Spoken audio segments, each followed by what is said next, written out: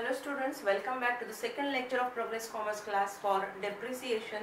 In first lecture, we learned that there are various methods for charging depreciation. We learned the meaning of depreciation, causes of depreciation, and first method that is fixed installment method. उसमें depreciation कैसे लगाते हैं, कौन से formula से depreciation कैसे workout होता है, that all we have learned in my first lecture. अगर आपने देखा नहीं है तो वो फर्स्ट लेक्चर जरूर देखिए, क्योंकि उसमें मैंने बेसिक एक्सप्लेन किया हुआ है कि डिप्रिसिएशन का मीनिंग क्या होता है, कॉजेस कौन से होते हैं और फर्स्ट मेथड में डिप्रिसिएशन कैसे चार्ज किया जाता है. Now in this lecture we are going to learn the second method for charging depreciation. बहुत सारी मेथड्स है, लेकिन आपको 11 के सिलेबस में सिर्फ दो मेथड ही कवर किए हैं. तो सेकंड मेथड है रिड्यूसिंग बैलेंस मेथड, या फिर उसी को बोलेंगे डिमिनिशिंग बैलेंस मेथड, या फिर उसी को बोलेंगे रिटर्न डाउन वैल्यू मेथड.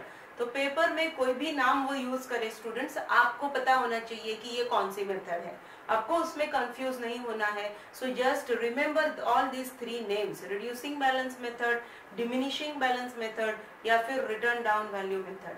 तो इसमें डिप्रिसिएशन कैसे वर्कआउट होता है, जैसे मैंने आपको मेरे फर्स्ट लेक्चर में बताया था, फिक्स्ड इंस्टॉलमेंट मेथड को ओरिजिनल कॉस्ट बोलते हैं. ओरिजिनल कॉस्ट मतलब एसेट जितने में आपने परचेस की, वो परचेस प्राइस में incidental charges for bringing that asset in a usable condition, whatever expenses that you are going to incur, that gets added in the purchase price of that asset. तो वो asset के purchase price में add हो जाते हैं. जो भी खर्चे आप करते हो वो एसेट को यूजेबल कंडीशन में लाने के लिए, वो सारे खर्चे परचेस प्राइस में ऐड हो जाते हैं and you will get the actual original cost. तो वो जो ओरिजिनल कॉस्ट होती है उसके ऊपर सर्टेन परसेंटेज हर साल अप्लाई किए जाते हैं. तो वो मेथड है फिक्स्ड इंस्टॉलमेंट मेथड. कुछ सर्टेन फिक्स परसेंटेज आपको मोस्ट प्रोबेबली, फॉर्मूला भी है दूसरा, लेकिन मोस्ट प्रोबेबली आपको सर्टेन परसेंटेज दिए जाएंगे और वो बोलेंगे apply this 10% depreciation on the original cost. तो आपको पहली वाली मेथड फॉलो करनी है, ये ध्यान में रखो. ओके ये वाली मेथड फॉलो करनी है. If they said that apply so and so percentage on the original cost, तो ध्यान में रखो कि वो फर्स्ट वाली मेथड है, ओरिजिनल कॉस्ट मेथड. अगर वो बोलेंगे apply 10%, okay, company decided to charge depreciation at the rate 10% by return down value method. Okay, company decided to charge depreciation at reducing balance method at the rate 10%, WDV method at the rate 10%. तो आपको ध्यान में रखना है ये method कौन सी है, second वाली मेथड है. तो इसमें डिप्रिसिएशन कैसे लगेगा, इसका कुछ फॉर्मूला नहीं है, बहुत ही सिंपल मेथड है. मैं आपको एग्जांपल लेके समझाती हूँ ये क्या मेथड है. सपोज एबीसी फर्म, या फिर हम लोग प्रोप्राइटरी कंसर्न भी ले सकते हैं, mister x purchase machinery. Mister x purchase machinery for rupees 1 lakh. Okay, he decided to charge depreciation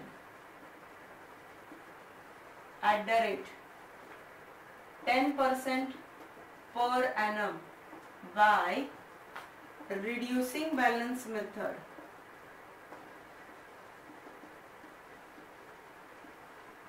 okay तो अगर प्रॉब्लम में आपको बताते हैं that mister X decided to charge depreciation at 10% per annum by reducing balance method, तो वो बंदा कौन सी मेथड फॉलो कर रहा है, रिड्यूसिंग बैलेंस मेथड वो फॉलो कर रहा है.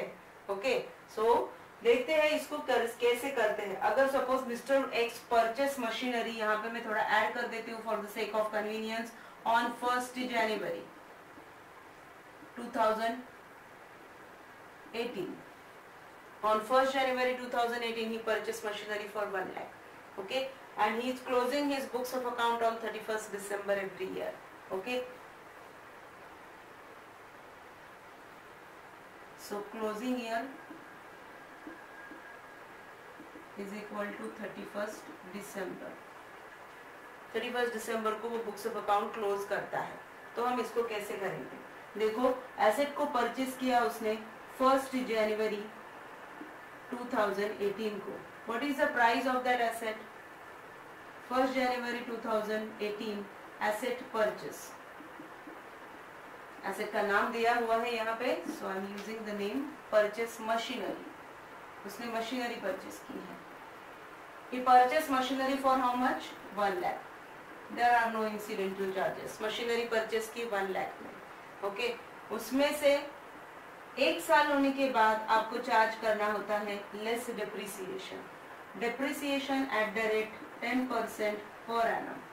Per annum. Depreciation at the rate 10% per annum. Per annum बोले तो पूरे साल का डेप्रिसिएशन. तो फर्स्ट ईयर में आपने जैन को एसेट परचेस किया, अभी 31 दिसंबर आया है, ये 31 दिसंबर को आप फर्स्ट डेप्रिसिएशन प्रोवाइड करोगे. 31 दिसंबर 2018 को फर्स्ट डेप्रिसिएशन आएगा उसके ऊपर. तो कितना आएगा? 1 साल में आपने 1 लाख के ऊपर 10% डेप्रिसिएशन लगाना है. ओके, सो 1 लाख के ऊपर 10% स्टैंड्स फॉर 10,000. ये हो गया फर्स्ट ईयर का डेप्रिसिएशन. तो फर्स्ट ईयर का डेप्रिसिएशन माइनस करने के बाद you are going to get the value of that asset on 1 January 2019. Agreed और नॉट? 31 दिसंबर 2018 के बाद का डे कौन सा होता है? 1 जनवरी 2019. सो 1 जनवरी 2019 को आपको जो बैलेंस मिलने वाला है उसे बोलते हैं WDV, that is called as return down value. Okay, and company or the person decided to charge depreciation by reducing balance method, मतलब on WDV, return down value के ऊपर वो depreciation लगाने वाला है. तो next 31 दिसंबर 2019 को वो डेप्रिसिएशन लगाएगा. लेस डेप्रिसिएशन अगेन 1 साल हो गया है at the rate 10%. But which method he decide to follow? He decide to follow reducing balance method. So he will provide depreciation not on the original cost. 1 lakh ये original cost है, उसके ऊपर नहीं रहेगा. Depreciation आएगा 9,000. That is on 90,000. 90,000 is what it's reducing balance. WDV, return down value, is 90,000. इसके ऊपर 10% वो depreciation लगाएगा सेकेंड ईयर में. ओके, तो वैल्यू हो जाएगी आपकी 81,000. उसकी WDV कितनी हो जाएगी? 81,000. As on which day? As on 1 जनवरी 2020. 1 जनवरी 2020 को उसकी रिटर्न डाउन वैल्यू हो जाएगी 81,000. Again for the next year 31 दिसंबर 2020 को अगर वो डेप्रिसिएशन लगाएगा, so less depreciation at the rate 10% per annum. Again he will provide depreciation on 81,000 at the rate 10%. So for the next year the depreciation will be 8,100. So अभी आपको ये एक बात समझ में आई होगी कि ये पर्टिकुलर मेथड में डिप्रिसिएशन की वैल्यू भी over a period of time कम होती जाती है. It gets reduce. डिप्रिसिएशन की वैल्यू भी पहले साल में कितनी थी? 10,000. नेक्स्ट ईयर में कितनी हो गई? 9,000. थर्ड ईयर में कितनी हो गई? 8,100. So over a period of time the value of depreciation also get reduced. The value of depreciation also get diminished. And because the depreciation is charged on return down value of the asset, जो asset की value कम होके आई है उसके ऊपर depreciation लगता है. इसीलिए ये मेथड को बोलते हैं रिड्यूसिंग बैलेंस मेथड और डिमिनिशिंग बैलेंस मेथड. वही अगर ये फिक्स्ड इंस्टॉलमेंट मेथड होती ना, मैं आपको यहाँ पे ही उसका डिफरेंस बता देती हूँ. ये कौन सी मेथड है? WDV method. अगर ये फिक्स्ड इंस्टॉलमेंट मेथड होती या फिर ओरिजिनल कॉस्ट वाली मेथड होती, ओके, फिक्स्ड इंस्टॉलमेंट वाली मेथड होती, तो ये केस में क्या फर्क आता? आपने एसेट को परचेस किया है 1 लाख में, फर्स्ट ईयर में उसका डेप्रिसिएशन चार्ज हुआ 10,000, तो उसकी वैल्यू हो गई 90,000. ये ठीक है. But if the person is following depreciation method, original cost या फिर fixed installment, this is what the method he provides depreciation by that particular method. If he is providing the depreciation, then in the second year also the depreciation will be 10,000 only. That will not change. वो change नहीं होता अगर ये method fixed installment होती तो. fixed installment में जो depreciation है वो हर साल same ही रहता है according to period. of course एक साल का period है तो एक साल का depreciation भी fixed ही रहेगा. पहले साल में भी 10,000, दूसरे साल में भी 10,000. तो यहाँ पे वैल्यू हो जाएगी, WDV हो जाएगी 80,000, बट थर्ड ईयर में भी डिप्रिसिएशन की अमाउंट 8,000 नहीं निकलेगी, वो रहेगी 10,000 because the method is fixed installment. तो यहाँ पे नाम से ही पता चलता है आपको ओरिजिनल कॉस्ट के ऊपर जो डिप्रिसिएशन है वो फिक्स्ड रहता है। This is what the original cost. ये मेथड को क्या बोलते हैं? फिक्स्ड इंस्टॉलमेंट मेथड या original cost method, because the depreciation every year is fixed. वो साल का, पूरे साल का डिप्रिसिएशन जो रहता है वो फिक्स्ड रहता है। इसीलिए देखो ये मेथड में, फर्स्ट वाली मेथड में डिप्रिसिएशन आपका हर साल 10,000 आया।